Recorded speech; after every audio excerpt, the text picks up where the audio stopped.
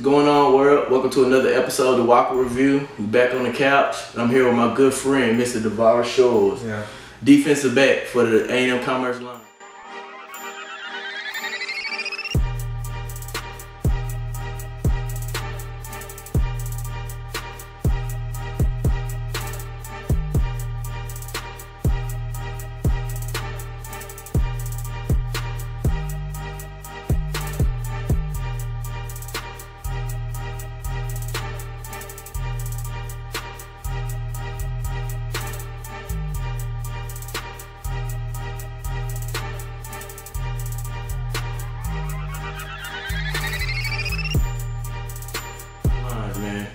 Appreciate you stopping by the couch, wrapping it up with us, bro. Y'all having an impressive season, so I'm really itching to ask you some questions about the season, man. Indeed. Yes, sir. First question I want to ask you is, I know you transfer here. I know you personally, so I know you transferred from another school. Kind of tell the world, like, kind of your story, how you got to A&M Commerce. Okay.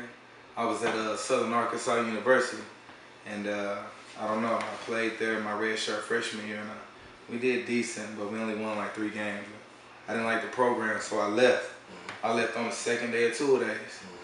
And my brother Zach, he went to Commerce, so I just came down there and I tried out for the team, made the team, and ended up failing all my classes. Wow. First semester. Man, too much fun. Too much, man. Commerce is way different than my other school, way different.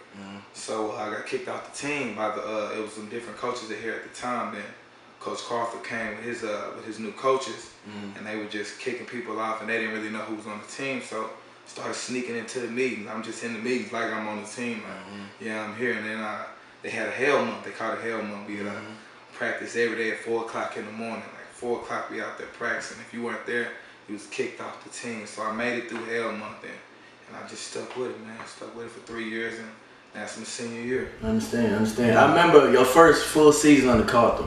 You had a real serious hand injury where you broke numerous bones in your hand. You had to play with a club on your hand for like basically the duration of the season. How did overcoming that injury and playing, which with a lot going on, basically help you strengthen you as a player? Strengthen. You know, my body was weak, so it really strengthened my mind. Couldn't use my physical, abilities on the field. So in that time period, I really focused in on my school and graduating. I'm graduating in December with a major in human performance physical therapy. Yes, sir. Because I had to, during the accident of my hand, I had to really learn how to reuse my hand. I couldn't write, couldn't do anything with it. So it strengthened me as a person. It made me use more than my physical ability. I got you. Even during that season, you guys basically went through dominating. You won the LSC, but came up a little bit short in the playoff game. How did that kind of strengthen you going into the next season, basically, once you wanted to do differently? I felt like last year a lot of people, they weren't used to winning. Like I said, I came from a team that only won 3 games. And the years before, the Commerce hasn't even been good. They wasn't winning. So we finally won conference, and that was like, yeah, that was good. But I think people after that were satisfied. They weren't looking past that moment. And as you can tell, we lost in the second round of playoffs by a 2-yard play, so we didn't want it. And I feel like this year, conference was a given. Like we won that before. We are the seniors this year. We more dedicated to the game, and we just really want to win more. So I think we should go. We will go a lot further this year. I got you. What does it mean to you personally to play for a program such as A&M Commerce? Because I know in the past years, when my freshman year going on up, we didn't really win too many games. And then with Coach Crawford coming in, and when we got even Ryan Ivey, things kind of took a complete flip, and things just started progressing. How do you even just feel playing for a program such as this? It feels great, man. It's glorious to be winning.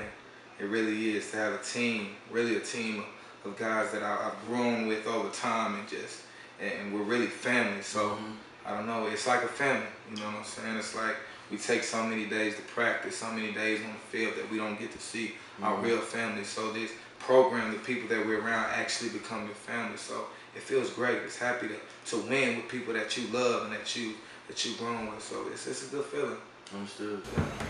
Now, something about you personally, as far as being a defensive back and things like that, who have you watched growing up that you kind of took some things from, model your game after, bring some intensity to the game for? Like, who are some people in the NFL or even athletes in general that you just watched and admired? I like guys with swagger, man. I like guys that are flashy. I'm a flashy person. But I'm an old school guy too. I like Jerry Rice. I was a receiver when I was in high school. So I like Jerry Rice, Randy Moss. I like Deion Sanders. You know, I like Michael Vick also. Right. You know what I'm saying? But yeah, some players I'm cool with. I like them. I got you. And just taking something from last season, you had a pretty impressive season as well as going into this season. What were some things that you worked on in the offseason kind of that you really wanted to elevate your game from, that you just saw that you were lacking from last year that you kind of changed around this year? My film study. So I was physically not where I wanted to be. So this summer I really pushed it physically, but mostly just watching film, you know, studying my opponent, you know, becoming better in there. So I think this year helped a lot. So yeah.